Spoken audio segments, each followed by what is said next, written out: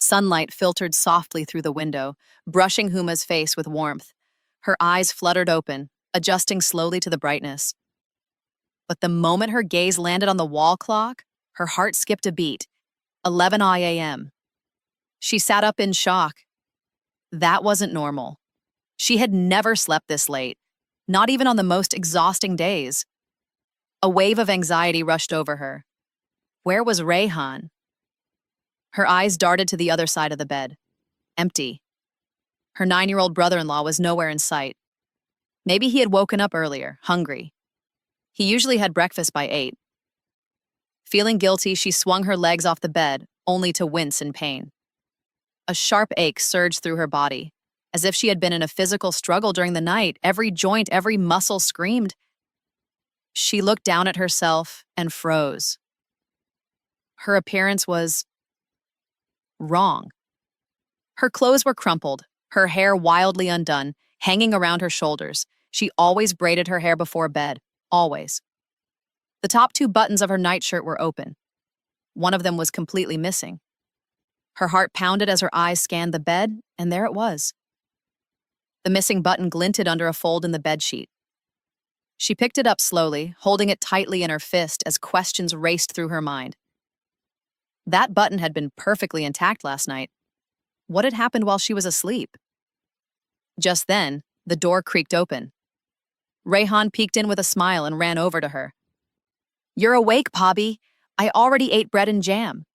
I brought you some milk, too." He pressed his little face into her chest as if nothing was wrong. Huma forced a smile and gently stroked his hair. "I'm sorry, Rayhan. I should have woken up earlier. You must have been waiting." Rayhan shook his head. "Not at all. You looked tired. You need rest."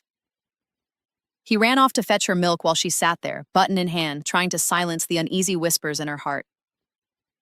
She couldn't ask Rayhan about the disarray. It wouldn't be fair. He was just a child.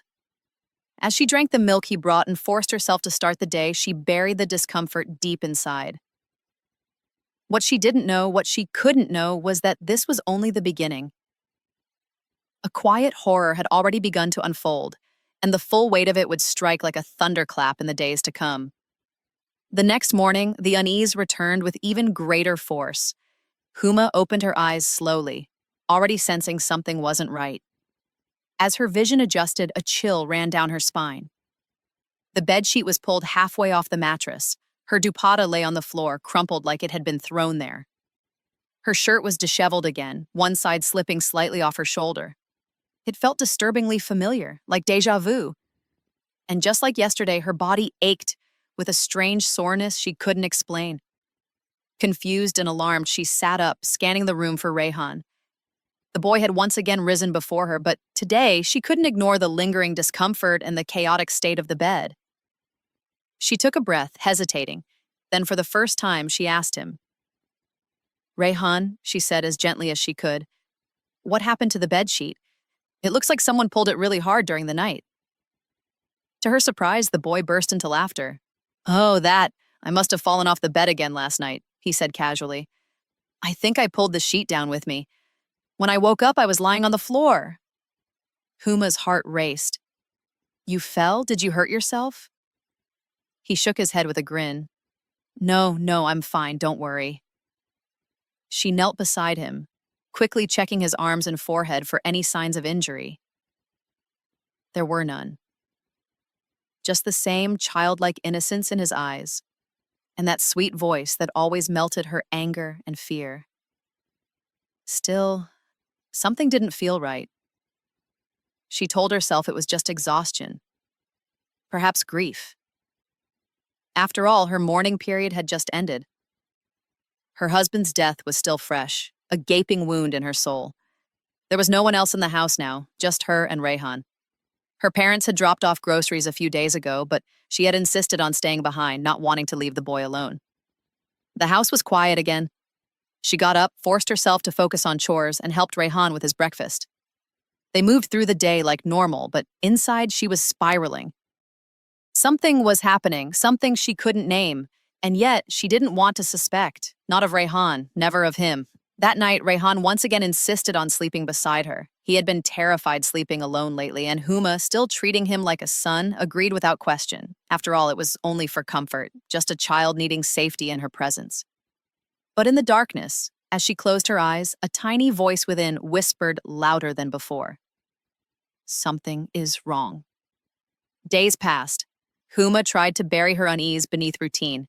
She cooked, she cleaned, she took care of Rayhan. Every time he laughed or hugged her, it felt wrong to even think of doubting him. But each morning brought new signs that something wasn't right. By the third night, Huma began dreading sleep. It was as though she were living two different lives, one where everything appeared normal and one in the dark where shadows stretched longer than they should. The mornings always began the same.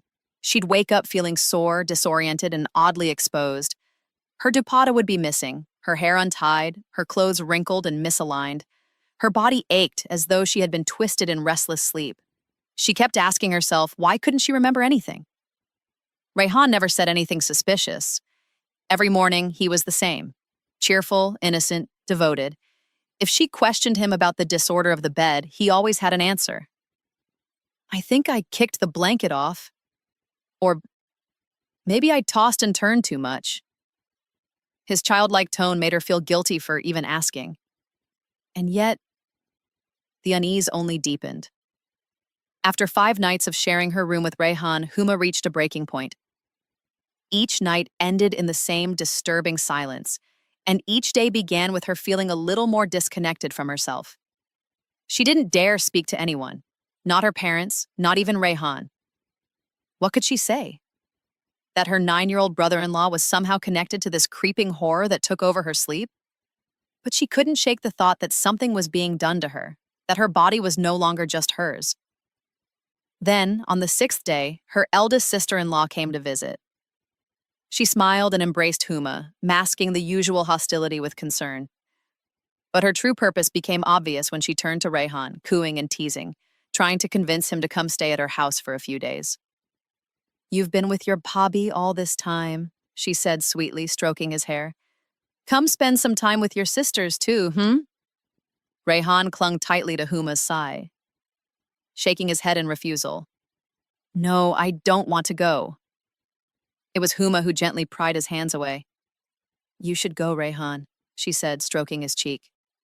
They love you too. You must give them time or they'll feel hurt. His eyes welled up as he looked at her. But I'll miss you, she forced a smile. I'll miss you too. As he left with heavy steps and tearful glances, Huma felt a strange mix of relief and emptiness. That night, for the first time in nearly a week, she slept alone. And when she woke up the next morning, something felt different. Her clothes were untouched. The bed was perfectly made. There was no pain in her body. But before she could even process the calm, her stomach lurched. A wave of nausea rose in her throat. The world around her tilted. Something was still very, very wrong. The nausea was relentless. Huma sat on the edge of the bed, clutching her stomach, sweat gathering at her brow. It wasn't just dizziness or fatigue. It was a deep, churning sickness that seemed to rise from within her bones. Her hands trembled as she reached for the glass of water beside her. The moment the cold liquid touched her lips, her stomach revolted. She rushed to the bathroom and vomited violently. Her breathing became shallow. She wiped her mouth and stared into the mirror. Her reflection was pale, drained. Something about her eyes frightened her. They looked like they knew something she didn't. Later that day, the vomiting returned, again and again, until Huma could barely stand. Panic clawed at her chest. She had no strength left to pretend. Something was terribly wrong with her body. By late afternoon, she wrapped herself in a long shawl, concealed her face, and left the house quietly, heading to a nearby clinic. Every step felt like she was dragging lead. Her heart pounded not just from sickness, but from fear. She didn't know what she feared more, the illness or the possibility that her intuition had been right all along. The doctor, an older woman with a calm demeanor, examined her with clinical precision. Huma tried to explain her symptoms, but her voice cracked. After a few questions, the doctor ordered an ultrasound. Huma's heart skipped a beat. She laid on the examination table, cold gel spread across her stomach, screen flickering above her. As the machine whirred and beeped, the doctor's brow furrowed. She stared at the screen longer than usual, then turned to Huma. You're 6 weeks pregnant, she said plainly. Time stopped. Huma blinked. What? You're 6 weeks pregnant, the doctor repeated, slower this time. You didn't know? I'm a widow, Huma whispered, her voice cracking like glass.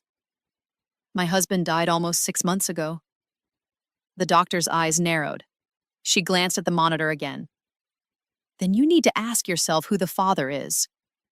I only tell you what the screen shows. Huma sat up, trembling violently. Her throat went dry. There must be a mistake. Can you check again? Please? The doctor obliged. Another scan, another silence. It's confirmed, she said coldly. 6 weeks pregnant. Huma's vision blurred. Her ears rang. Her skin felt like it was on fire. She staggered out of the clinic, ultrasound report crushed in her trembling hands. She wanted to scream. She wanted to disappear because no matter how much she tried to deny it, she knew something had happened during those 5 nights. Something unspeakable. And there was only one person who had been with her, only one possibility. The image of Rayhan, her innocent, sweet little Rayhan, flashed before her eyes. Her knees buckled. She fell to the ground, sobbing into her shawl. Her cries were silent, her body shaking. In that moment, Huma didn't know if she was more afraid of the truth or of what it would do to the child she had loved like a son. As Huma stumbled back toward the house, the sun had begun to set, casting long shadows across the street like silent witnesses. Her shawl clung to her face, soaked in sweat and tears. The ultrasound report was still in her trembling hand, now crumpled and moist. Every step felt heavier than the last. She didn't know how to process what she had just heard. She opened the door, praying no one would be home. But fate had other plans. Her elder sister-in-law, Najma, stood in the living room, arms crossed, her eyes sharp and full of suspicion. Rayhan sat quietly in the corner, swinging his legs off the sofa, unaware of the emotional storm about to erupt. Najma's eyes narrowed. Where have you been? She snapped. Out roaming while we're here looking after your house? Huma tried to respond, but the words got stuck in her throat. She clutched the report closer, trying to walk past her, but Najma snatched it from her hand with the swiftness of a hawk. She unfolded it, read the headline, Ultrasound report, gestation age 6 weeks, and froze. The room turned to ice. What is this? Najma whispered at first, then her voice rose like a thunderclap. You disgusting woman, you vile, shameful creature, how dare you? Before Huma could explain, before she could even think, Najma's hand shot across her face with a deafening crack. The slap echoed through the house like a curse. Rayhan jumped up, startled, confused. Tell me, Najma screamed, shaking Huma by the shoulders. Whose sin are you carrying? Who have you been sleeping with? I don't know, Huma stammered, falling to her knees. I swear to God, I don't know. Don't play innocent with me, Najma howled, her face red with rage. You've blackened the memory of my brother. He trusted you, and you turned this house into a place of filth. Tears streamed down Huma's face. She couldn't breathe. She couldn't explain what even she didn't understand. Rayhan, trembling, walked slowly toward them. Please don't hurt her, he whispered, voice shaking. Stay out of this, Najma snapped. You don't know what this woman has done. But Rayhan didn't move. His small frame stood between Huma and his furious sister. And then, with sudden courage, his lips quivered as he said something that made the earth stop turning. Shahzad gave me medicine to put in Bobby's milk. Everything went still. Najma blinked. What did you just say? Rayhan gulped. He gave me money and chocolate. Said it was for Bobby's health. Told me to give her the milk every night. Huma stared at him, her heart beating so loud it hurt. Rayhan wasn't the monster. He was the key, a child manipulated, a pawn. And Shahzad, the neighbor whose eyes had always lingered too long, was suddenly a shadow that grew darker than anyone had imagined. Silence filled the room, heavier than ever before.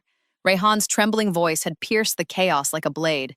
He wasn't crying, but his eyes held the weight of guilt no child should ever bear. I didn't know. I thought I was helping her, he said softly, his fingers nervously twisting the edge of his shirt. Najma stared at him in stunned disbelief. What do you mean, helping her? Rayhan looked up, confused and scared. Shahzad Pai told me you were very weak after Pai's death. He said you needed strength, and he gave me some medicines. He told me to mix them in your milk every night. He said they'd make you feel better. Huma's entire body froze. Her mind rewound to those 5 nights, nights she couldn't remember, only feel. The unexplained pain, the disheveled clothes, the broken buttons, the strange way she woke up each morning with shame she couldn't name. And now it all made sense. She stumbled back, her hand over her mouth. Those weren't vitamins. They were sedatives. Rayhan nodded innocently. Maybe because every time I drank it too, I fell asleep so fast. Deep sleep, I didn't even know when. Najma took a step back, her anger melting into horror. Oh, God. Shahzad used you to get to her? Rayhan's lips trembled. He said I should take care of Bobby. He said, you're all she has. The reality was unbearable. A grown predator had manipulated a grieving, innocent boy, twisting his love for Huma into a weapon, and he had drugged her, violated her, for 5 nights, while she slept beside the only child who still gave her reason to breathe. Tears poured from Huma's eyes. I trusted you, she whispered. Not to Rayhan, but to the memory of the house that once felt safe.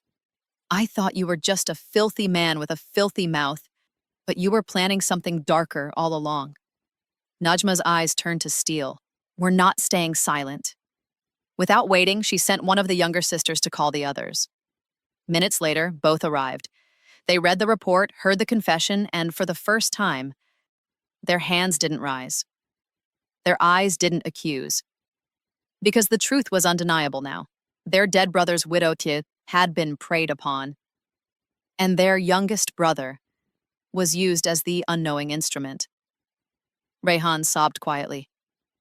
I'm sorry. I didn't know. Huma knelt in front of him, placing a trembling hand on his head. You were used too, she whispered, her voice cracking. This wasn't your fault. Najma stood, her voice cold. Shahzad will pay for this. No more silence.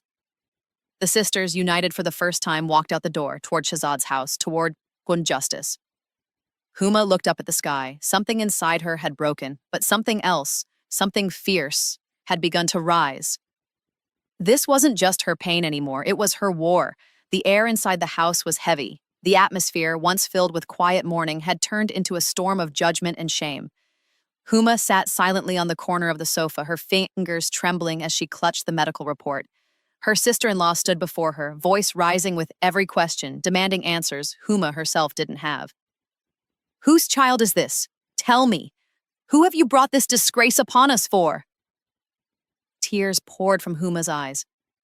She wanted to scream, to defend herself, to explain that she didn't know how this had happened, that she had trusted everyone, especially within these 4 walls, that her soul was more shattered than anyone could imagine, but the words wouldn't come.